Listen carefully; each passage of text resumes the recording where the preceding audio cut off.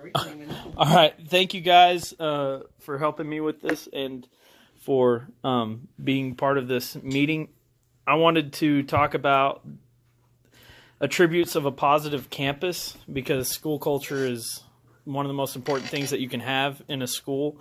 And we're just going to go around and I'm going to ask you, if you had to build the school, what would be the most important aspects of your culture that you'd want to build? So, does anybody want to start? Relationships. Like interpersonal or Yes. student?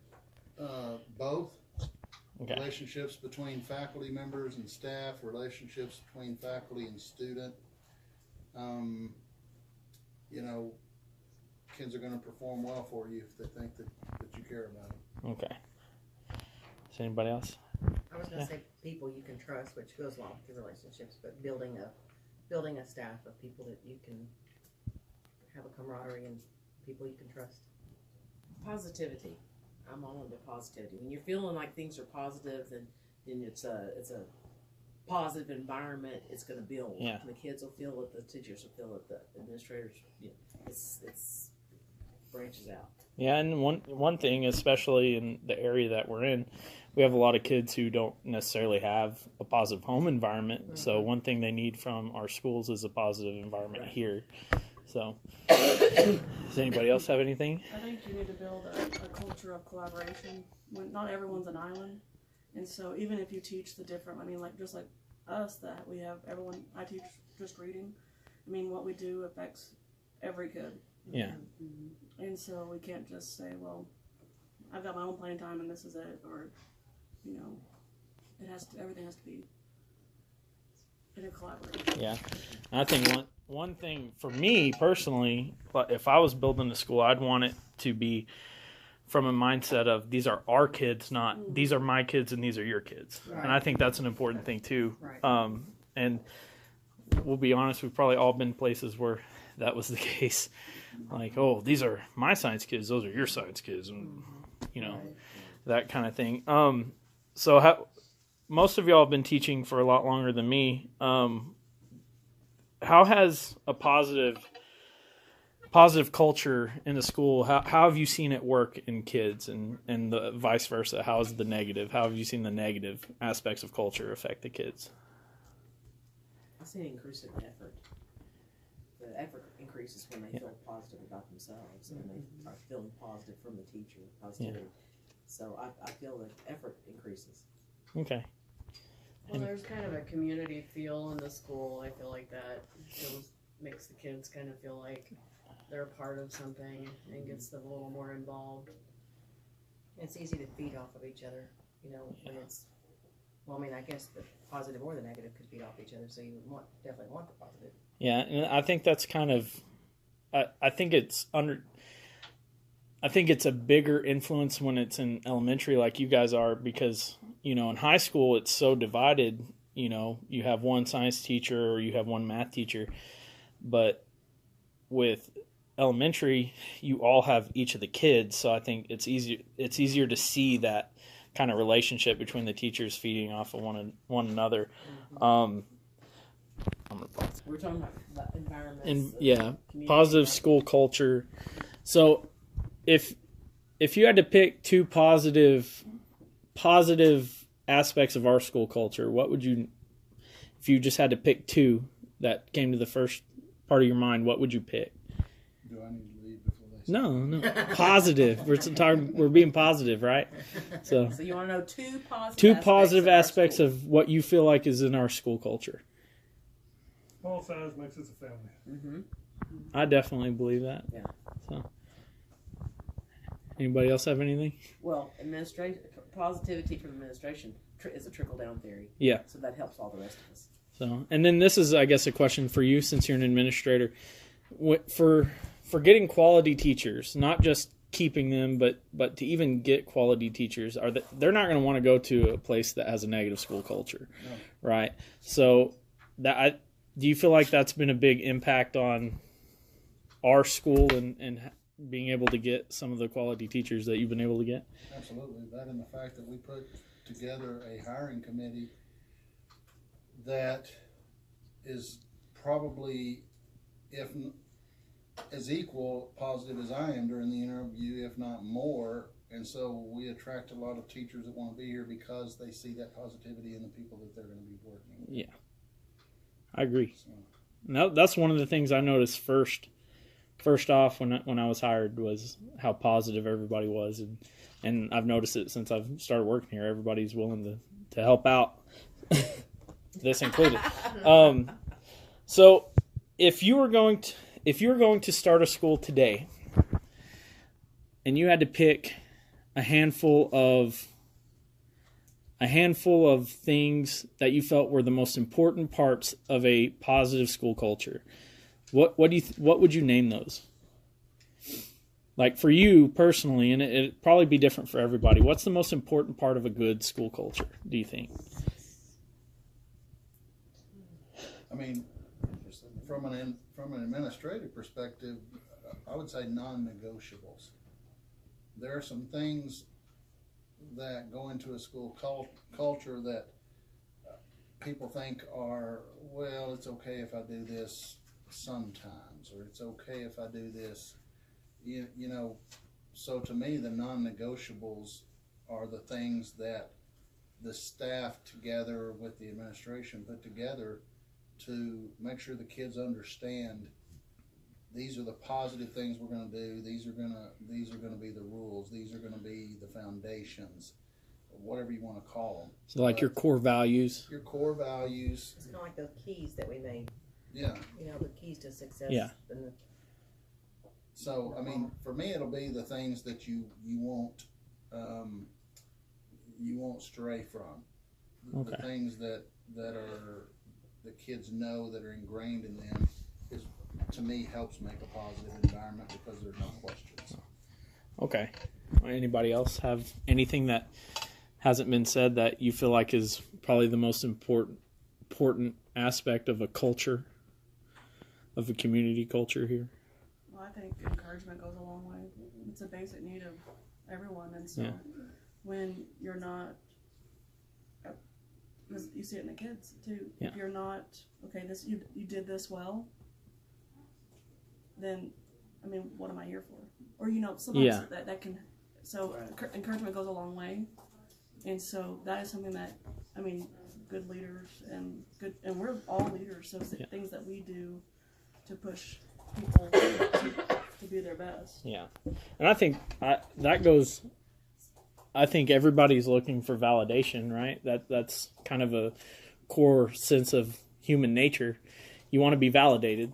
You want your ideas, opinions, actions to be validated, and that's a huge aspect in school too. That kind of brings me to the next part. You talked about leaders. So as a school community, do you think it's important to have strong instructional leadership? Do you think that's a big aspect of what a good school culture tries to do? And in terms of instructional leadership, somebody who would in turn, maybe lead a PLC or be a part of, a coaching team for younger teachers, things like that. Do y'all feel like that's part of a good school culture as well? So, have y'all ever been a part of something like that when you were first starting out that helped you? Do you want to talk about it a little bit? Well, I've been on both sides. I've been the mentor and the mentee. And so I think it goes along with, you suit someone with someone who can A, encourage, and then B, help them in the ways that, like when I did evaluations and I led things, I always told them one thing that they were doing really well and then one thing that they could grow on. And so, if we want to have a strong instructional, that's what a unit school is. Team, yeah. You need someone who is an expert. Yeah. And you only become an expert by practice and having people who are experts in front of you or have gone before you teaching you. it's like a ladder. Yeah. And everyone needs an anchor to hold on to. And so. And I think as teachers, especially, it can happen at smaller schools. You tend to feel like you're kind of a lone wolf. You're isolated. And so getting away from that team building part of it can kind of hurt in some ways. And I think that's a big push that you're going to see a lot of schools go to nowadays is instructional teams. because at that point you can share the workload. Like let's be real honest. Most teachers are overworked, are they not? I mean, you have a lot to do. Administrators are overworked. Everybody in the school is overworked because obviously you're not doing this unless you care about kids. So, because it's not like you're going to get paid a bunch of money. So you're in this because you care about the kids. And when you care, you tend to put in longer hours and care more about what kind of things that you give to the kids. And if we go to more of instructional teams, you share the workload, you share the responsibility, and you collaborate more. And I think that's a huge part of a good school culture. The main thing is what y'all were saying, is collaboration between different groups and different organizations, things like that. One last thing that I want to talk about, if you had to pinpoint something in the school culture that directly led to student achievement, is there anything that jumps to your mind?